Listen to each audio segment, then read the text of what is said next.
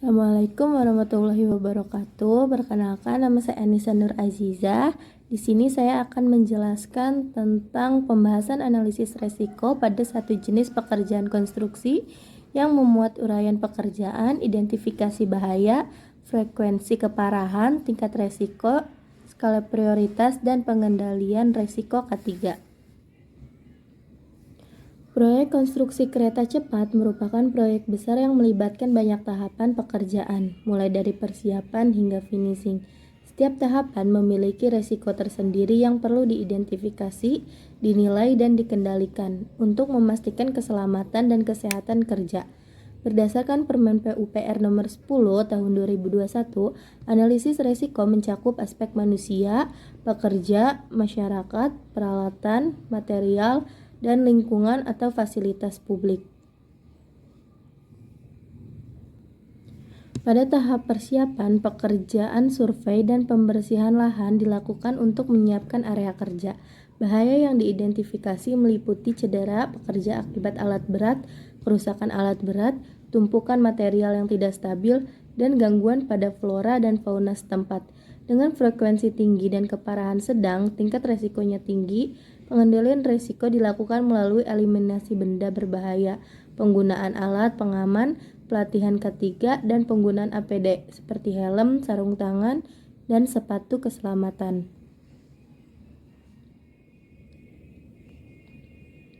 Tahap berikutnya adalah pemancangan tiang, yang penting untuk fondasi jalur kereta cepat. Bahaya yang diidentifikasi mencakup cedera akibat jatuh dari ketinggian, kegagalan alat pancang, tumpahan bahan kimia yang mencemari lingkungan, dan getaran yang mengganggu sekitar.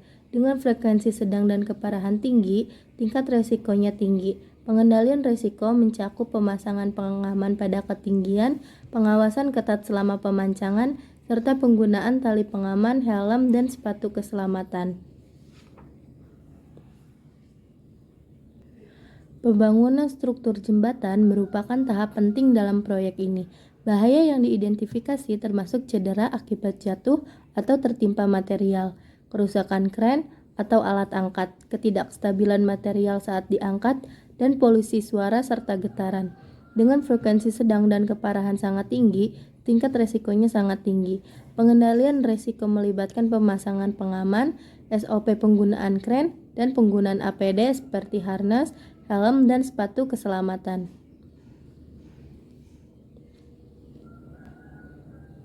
Pemasangan rel pada tahap pembangunan infrastruktur juga memiliki potensi bahaya. Bahaya yang diidentifikasi mencakup cedera akibat alat berat, kegagalan sistem pengangkutan rel, ketidakstabilan material, dan polusi debu serta getaran. Dengan frekuensi sedang dan keparahan tinggi, tingkat resikonya tinggi. Pengendalian risiko melibatkan pemasangan pengaman, SOP penggunaan alat berat, dan penggunaan APD seperti helm, masker, dan sepatu keselamatan.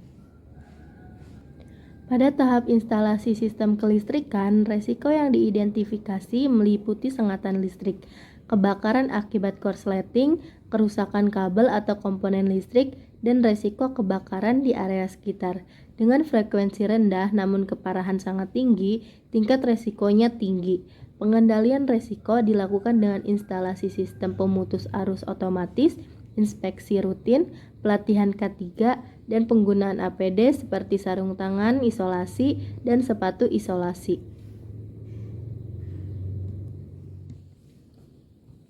Pemasangan sistem sinyal dan komunikasi juga merupakan tahap penting yang memiliki resiko tersendiri.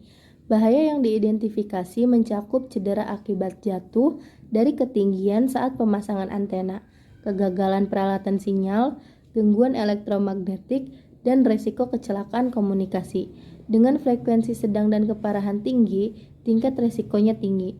Pengendalian resiko mencakup pemasangan pengaman pada ketinggian, pengawasan ketat selama pemasangan, dan penggunaan APD seperti harness, helm, dan sepatu keselamatan.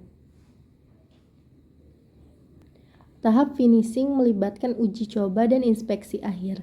Bahaya yang diidentifikasi meliputi resiko kecelakaan operasional, kerusakan peralatan uji, kegagalan sistem, dan gangguan pada masyarakat sekitar. Dengan frekuensi rendah namun keparahan sangat tinggi, tingkat resikonya tetap tinggi. Pengendalian resiko dilakukan dengan pengujian dan inspeksi ketat, SOP yang jelas, pelatihan K3, dan penggunaan APD yang sesuai. Pengendalian resiko dalam setiap tahapan pekerjaan konstruksi kereta cepat mengikuti 5 jenis hierarki pengendalian, yaitu eliminasi, substitusi, pengendalian rekayasa, pengendalian administrasi, dan APD. Eliminasi bahaya merupakan langkah pertama dan paling efektif.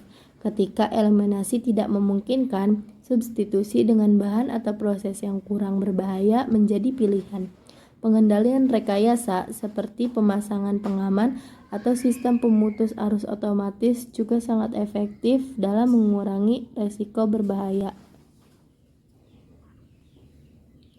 Pengendalian administrasi seperti pelatihan K3, pengawasan ketat, dan SOP yang jelas memainkan peran penting dalam memastikan keselamatan kerja. Penggunaan alat pelindung diri (APD) seperti helm, sarung tangan, dan sepatu keselamatan merupakan lapisan perlindungan terakhir yang wajib digunakan oleh pekerja. Keseluruhan pendekatan ini memastikan bahwa setiap risiko yang diidentifikasi dapat diminimalkan atau dihilangkan, sehingga keselamatan dan kesehatan pekerja serta keberlanjutan proyek tetap terjaga.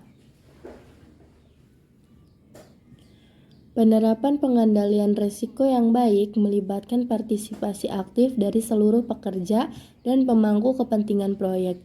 Pelatihan K3 secara rutin dan pengawasan yang ketat menjadi bagian penting dari pengendalian risiko. Selain itu, adanya prosedur darurat yang jelas dan simulasi tanggap darurat juga perlu dilakukan untuk memastikan kesiapan dalam menghadapi situasi beresiko. Dengan pendekatan yang sistematis dan komprehensif, risiko dalam proyek konstruksi kereta cepat dapat dikelola dengan baik. Hal ini tidak hanya melindungi pekerja dan masyarakat sekitar, tetapi juga memastikan bahwa proyek berjalan lancar tanpa gangguan yang signifikan. Identifikasi dan pengendalian risiko yang baik adalah kunci keberhasilan dalam setiap proyek konstruksi.